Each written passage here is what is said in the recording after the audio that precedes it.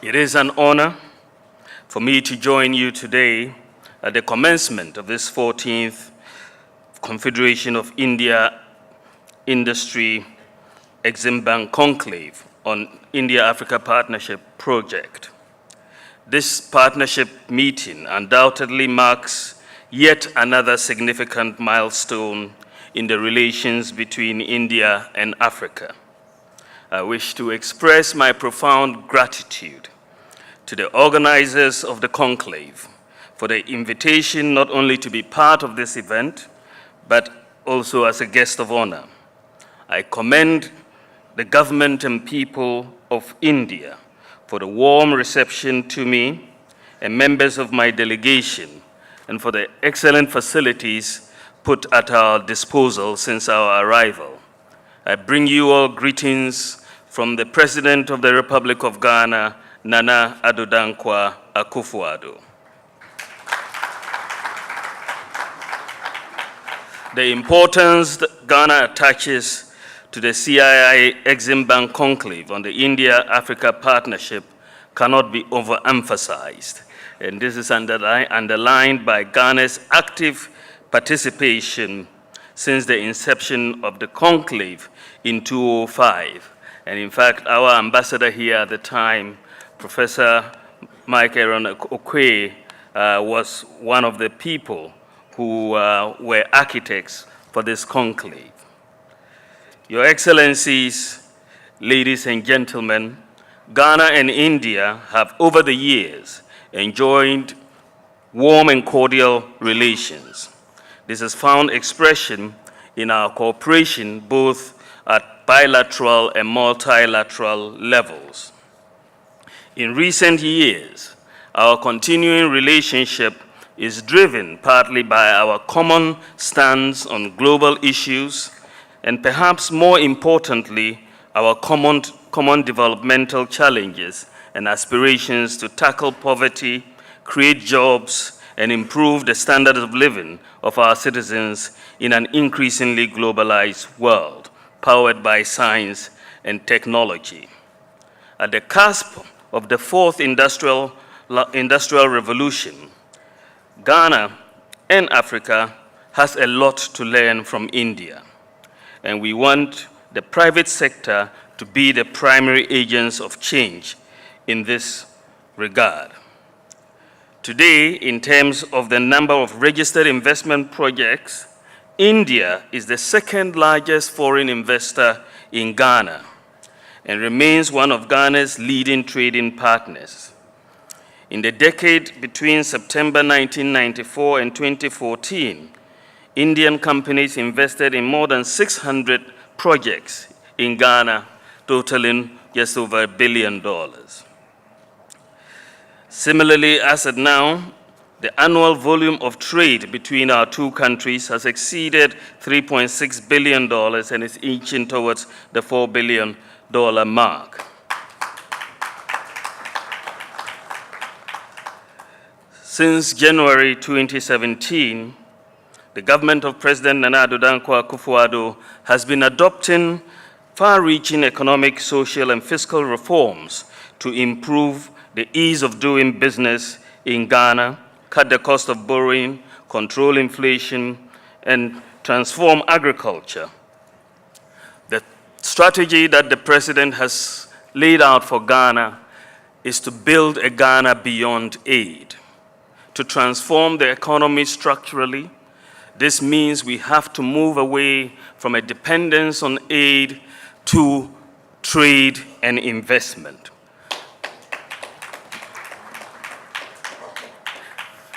Getting trade and investment means you have to have a stable macroeconomic environment. And Ghana has been working hard and achieving major stability in its macroeconomic environment. Very recently, to underpin the macroeconomic stability, we've passed a Fiscal Responsibility Act, which limits the debt as well as the fiscal deficit to GDP to about 5% for the deficit and 65% for the debt. We've established a fiscal council, an independent fiscal council, to oversee the implementation of monetary policy, as well as a financial stability council to oversee the regulation of the financial sector. Just last week, we held an Ease of Doing Business conference and outlined 10 new measures aimed at improving the business environment in Ghana. Job creation for our teeming unemployed youth remains an important component of our strategy to improve the business environment.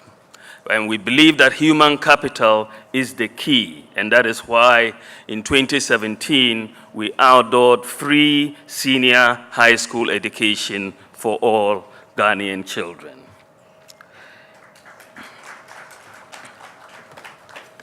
We also believe that to transform our economy, we need to move to add value to our natural resources. Africa, and for that matter, Ghana, cannot continue to be a producer and exporter of primary commodities. So we have a number of strategies aimed at adding value to our raw materials. We've started the implementation of a one district, one factory policy.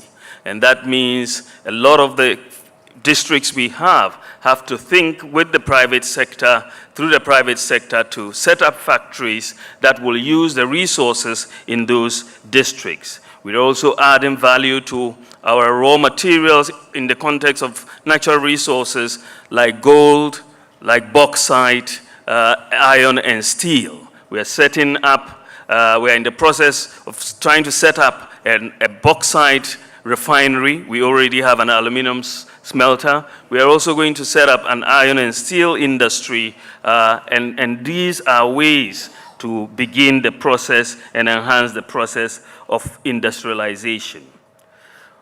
In the context of the technology sector, Ghana realizes that the key to transformational and inclusive growth is digitization. And we have embarked on a major policy of digitization, which we believe is a game-changing strategy for Ghana. In the context, we have also taken a leaf from India in this context, because India is one of the leading ICT nations in the world. And in this regard, in Ghana, we have implemented a number of policies. We are implementing a national ID card, which is a biometric ID card for all citizens. Because if you're going to include everybody in development, you first have to identify everybody. So citizens and non-citizens will get a national ID card. This starts, the issuance of which has started, and we expect it to be completed within a year.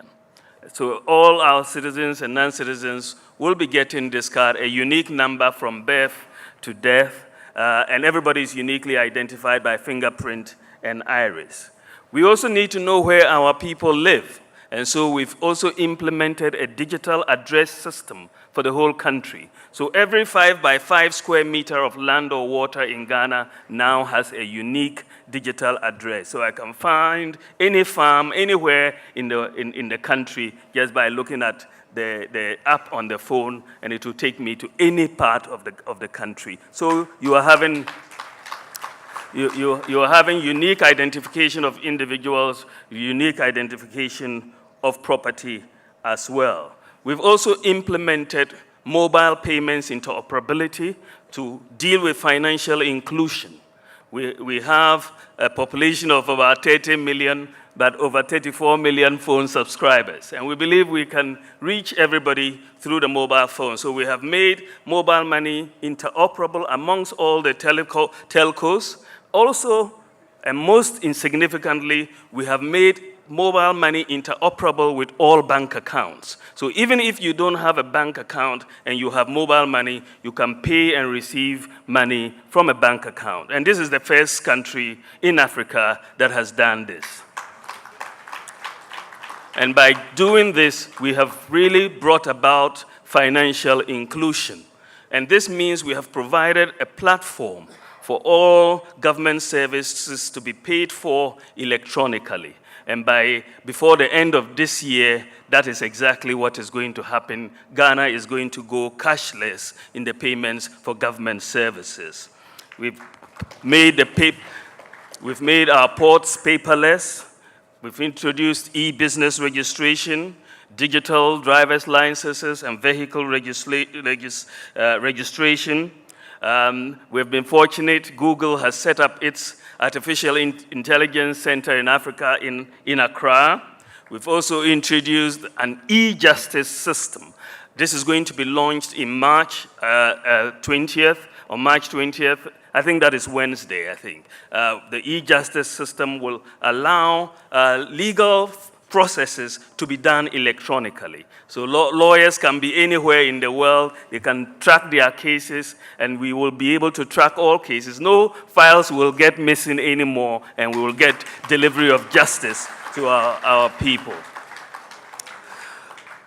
Starting next month, Ghana is also going to begin the process of the delivery of critical medicines to very remote areas by drones. We will begin the delivery of blood and other medicines by drones, and Rwanda is doing it, but when we start, ours will be the largest drone medical delivery service in the world. But this is the way to go. And I know, and because I've been told that Nigeria is also thinking about it next, and Senegal and so on. But this is a way to include everybody in our development. So digitization for us is a very, very key path that Africa should follow. Ghana is following to be inclusive, to formalize the economy, and to transform the economy. Indeed, India is where we need to learn a lot from. Now I'll come to the African continent. On the continental front, distinguished ladies and gentlemen, let me indicate that Africa is on the move, a continent eager to shake off past failures due to blind colonial and Cold War alignments and sheer bad governance. Africa is the continent of the future. By 2050, Africa will be the most populous continent in the world, the most populous. We would be larger than India, we would be larger than China. We would have a GDP of 29 trillion with a very youthful population, a lot of land and a lot of sun. The new scramble for Africa, according to The Economist magazine, is now being led by a new generation of Africans determined to make a difference through technological innovations and the development of enterprise and markets. The Africa we want can only be built by Africans in partnership with countries and investors who also believe in this paradigm for change. Africa's emerging markets offer great opportunities for economic growth and prosperity, with over 1.2 billion people and a combined GDP of 2.24 trillion. It is the world's second largest and second populous continent, and endowed with natural resources which, with the right complementary factors, can be leveraged for accelerated and inclusive economic growth. Africa is home to 10 of the world's 15 fastest growing economies. And this growth rate is expected to boost consumer spending from $860 billion in 2008 to $1.3 trillion by 2020. Considering the significance of free movement of goods and services and persons across borders to socioeconomic development, the Single African Air Transport Market, a flagship project of the African Union Agenda 2063, was launched to create a single market for air transport in Africa. This is to allow significant freedom of air transport. On 21st of March 2018, in the Rwandan capital, Kigali, the President of the Republic of Ghana, Nana Addo Dankwa Akufo-Addo, and other African leaders had the pleasure of signing the agreement establishing the African Continental Free Trade Area. It is one of the flagship projects of the African Union's Agenda 2063, which is in keeping with the AU's long-term vision of an integrated and prosperous continent. Enhanced air connectivity, improved intra-African trade, expanded markets through continental economic integration, and free movement of people provide greater business opportunities. Africa is the continent of the future, and the time for investors and Indian investors to come to Africa is now.